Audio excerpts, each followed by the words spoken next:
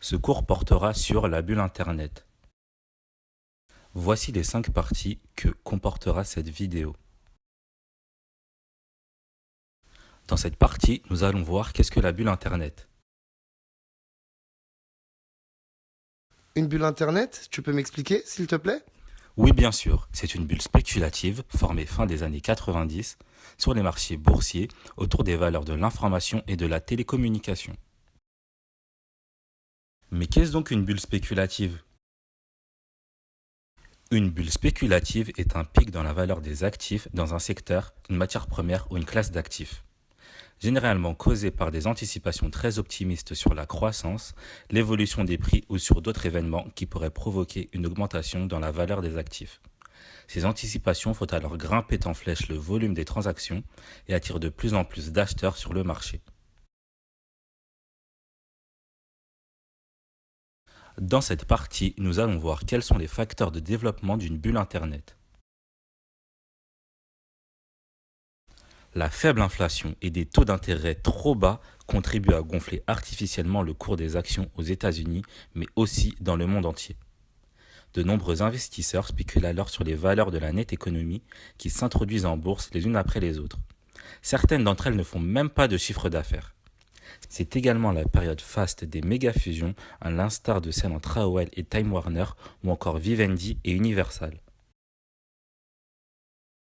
C'est alors l'explosion de la bulle Internet. L'éclatement de cette bulle s'est fait en mars 2000. On retient que le Nasdaq culminait à plus de 5000 points. Mais pourquoi un tel éclatement? Très simplement, à cause de la remontée des taux d'intérêt à long terme orchestrée par la Réserve fédérale.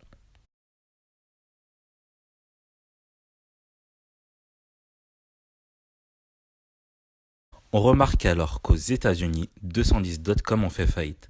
Les survivants tels que Google, Yahoo, Amazon ou encore eBay sont donc devenus des géants.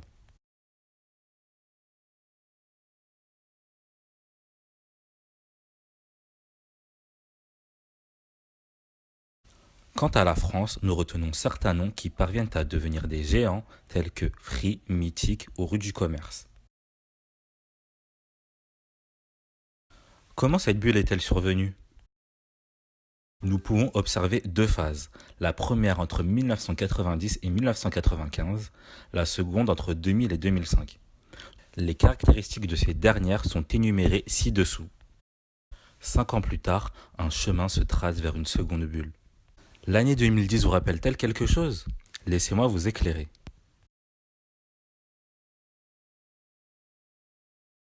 Cette année fut l'essor des réseaux sociaux que nous connaissons tous, tels que Facebook, Twitter ou encore LinkedIn. C'est alors qu'en 2010, nous accordons à nouveau de l'importance aux activités de l'Internet, surtout grâce aux réseaux sociaux. Ils génèrent un engouement tel que l'on observe des rachats d'entreprises de plusieurs millions d'euros, alors que celles-ci n'ont parfois même pas généré de profit. Entre autres, le rachat d'Instagram par Facebook pour 1 milliard de dollars. C'est en mai 2012 que Facebook s'est introduit en bourse et marque le début des grands débats sur l'éclatement d'une seconde bulle Internet. De nombreux actionnaires portent plainte contre la Nasdaq pour avoir surévalué la valeur des actions Facebook. Le 16 août 2012, Facebook perd 4 dirigeants actionnaires, ce qui enfonce de nouveau la valeur de l'action.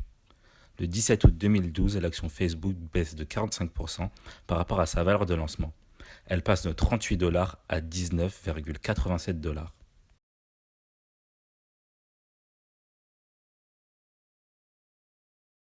Merci d'avoir visionné notre étude sur la bulle Internet en espérant que celle-ci vous ait plu.